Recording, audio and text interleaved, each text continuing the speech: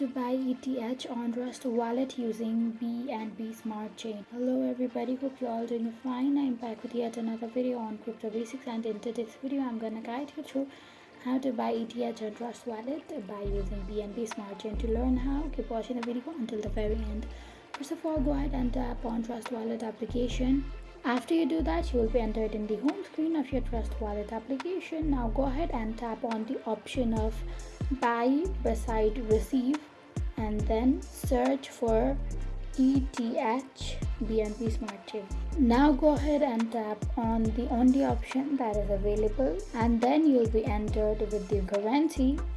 So go ahead and tap on buy with credit card. Now you will be taken to a different website where it will ask you to verify your details. So go ahead and provide them with your email address and country of residence and check in the boxes. Then finally go ahead and tap on submit my verification. After you do that, you are good to go. You'll be able to buy ETH in your Trust wallet by using BNB Smart Chain. So pretty easy. I hope you found the video to be helpful. If you did, go ahead and give us a thumbs up.